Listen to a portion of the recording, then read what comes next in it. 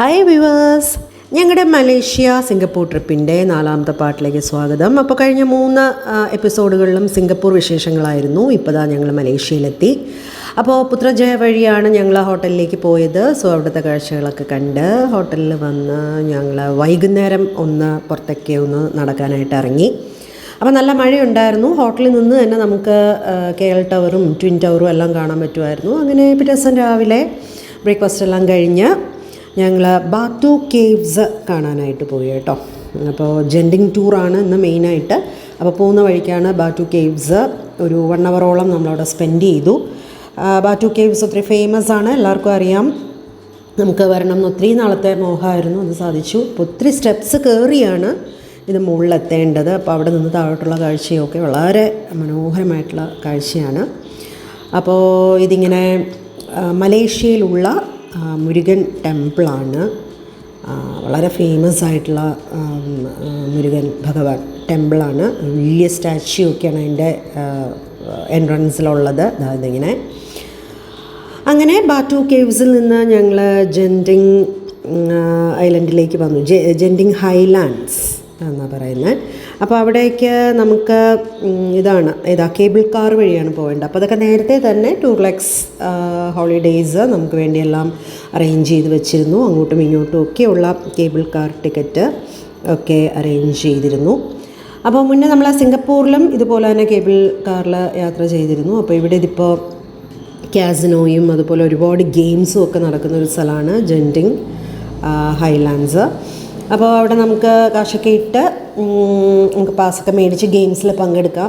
പിന്നെ റൈഡുകളിലൊക്കെ നമ്മൾ എക്സ്ട്രാ കാശ് കൊടുത്ത് പാസ് എടുക്കണം. കാര്യം എന്താ വെച്ച് കഴിഞ്ഞാൽ നമ്മൾ സിംഗപ്പൂർ അങ്ങനെ ആയിരുന്നില്ല, കംപ്ലീറ്റ് ആയിട്ടുള്ള ടിക്കറ്റായിരുന്നു യൂണിവേഴ്സൽ സ്റ്റുഡിയോസിലൊക്കെ. ഇതിപ്പോൾ കേബിൾ കാർ അങ്ങോട്ടും ഇങ്ങോട്ടും മാത്രമേ ടിക്കറ്റ് അവൈലബിൾ ആയിട്ടുള്ളൂ.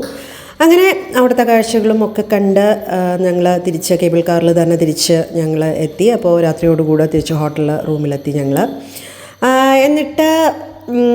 എന്നിട്ട് ഞങ്ങൾ ഫ്രഷായി ഒന്നുകൂടെയൊക്കെ കറങ്ങി അടുത്തൊക്കെയുള്ള സ്ഥലങ്ങളിലൊക്കെ പോയി ശരവണ ഭവനിൽ നിന്ന് ഊണും എല്ലാം മേടിച്ച് രാത്രി ഹോട്ടലിൽ ഇരുന്ന് ഊണൊക്കെ കഴിച്ചു. അങ്ങനെ പിറ്റേ ദിവസം ഞങ്ങൾ ഹോട്ടൽ ചെക്കൗട്ട് ചെയ്ത് ബ്രേക്ക്ഫാസ്റ്റ് എല്ലാം കഴിച്ച് ചെക്കൗട്ട് ചെയ്ത് കിങ് പാലസ്, നാഷണൽ മോണുമെൻറ്റ്, അതുപോലെ ഇൻഡിപെൻഡൻസ് സ്ക്വയർ, പിന്നെ ചോക്ലേറ്റ് ഔട്ട്ലെറ്റ്, അങ്ങനെയുള്ള കുറച്ച് സ്ഥലങ്ങളൊക്കെ കറങ്ങാനായിട്ട് പോയി.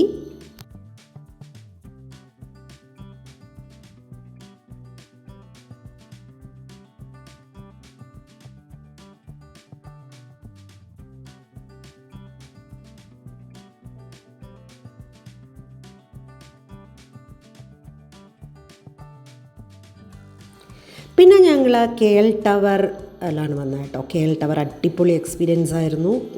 പണ്ട് ദുബായിൽ പോയപ്പോൾ ബുർജ് ഖലീഫയിൽ പോയ അതേ ഒരു എക്സ്പീരിയൻസ് ആയിരുന്നു ട്വിൻ ടവർ. പക്ഷെ അത്രയൊന്നുമില്ല കേട്ടോ, അത്ര ഹൈറ്റൊന്നുമില്ല. എന്നാലും അതിൻ്റെ ഫ്രണ്ടിൽ നിന്ന് കുറച്ചൊക്കെ ഫോട്ടോസൊക്കെ എടുത്തു. അങ്ങനെ KL ടവർ നമ്മൾ അടുത്ത് കണ്ടു. കുറച്ച് ഫോട്ടോസെല്ലാം എടുത്തിട്ട് പിന്നെ നമ്മൾ പോയത് എങ്ങോട്ടാണ്? ട്വിൻ ടവറിലേക്ക്. അപ്പോൾ ട്വിൻ ടവർ നമുക്ക് അകത്ത് കയറിയില്ല, പുറത്തു നിന്നാണ് നമ്മൾ കണ്ടത്. പിന്നെ അവിടെ തന്നെ കുറേ ആൾക്കാർ നിൽപ്പുണ്ടായിരുന്നു ട്വിൻ ടവറിൻ്റെ ഫ്രണ്ടിൽ വെച്ച് ഫോട്ടോസൊക്കെ എടുത്തു തരാൻ.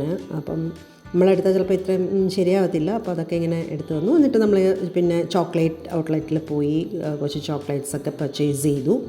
സിംഗപ്പൂരിനെക്കാളും കുറച്ചും കൂടെ ചീപ്പാണ് മലേഷ്യ. കമ്പാരിറ്റീവ്ലി ആണ് പറഞ്ഞത്. നമുക്ക് ഇന്ത്യയുടെ കറൻസി വെച്ച് നോക്കുമ്പോൾ കോസ്റ്റ് കൂടുതൽ തന്നെയാണ്. സിംഗപ്പൂർ വെച്ച് നോക്കുമ്പോൾ ഓക്കെ. അപ്പോൾ അങ്ങനെ നമ്മളത് കഴിഞ്ഞിട്ട് അക്വേറിയ KLCCയിൽ പോവുകയാണ്. അക്വേറിയ എന്ന് പറയുമ്പോൾ ഈ തായ്ലൻഡിലൊക്കെ പോലെ തന്നെയുള്ള വലിയ അക്വേറിയാണ്. ഒരുപാട് കടൽ ജീവികൾ, മീനും അങ്ങനെയൊക്കെയുള്ള ഒരുപാട് ജന്തുക്കളും അതുപോലെ പ്ലാന്റ്സും ഒക്കെ ഡിസ്പ്ലേ ചെയ്തിരിക്കുന്ന ഒരു സ്ഥലം അക്വേറിയ. കുറേ സമയം നമ്മളവിടെ ചിലവഴിച്ചു. നല്ല രസമായിരുന്നു. പിന്നെ അതോടുകൂടെ നമ്മുടെ ട്രിപ്പ് അവസാനിക്കുകയായിരുന്നു കേട്ടോ. അതായത് 5 nights 6 days ഞങ്ങളുടെ സിംഗപ്പൂർ മലേഷ്യ ട്രിപ്പിൻ്റെ ലാസ്റ്റ് ഡേ ആയിരുന്നു ഇത്. പിന്നെ അവർ ഞങ്ങളെ വണ്ടിയിൽ എയർപോർട്ടിൽ കൊണ്ടാക്കി. അപ്പോൾ ശരിക്കും ഈ 6 ദിവസവും നമ്മൾ നല്ലോണം എൻജോയ് ചെയ്തു. അത് കാരണം ടൂർ ലക്സ് ഹോളിഡേയ്സ് തന്നെയാണ്. ഞങ്ങൾ കുറേയേറെ ട്രിപ്പ് ഇപ്പോൾ അവരുടെ കൂടെ ആയിക്കഴിഞ്ഞു.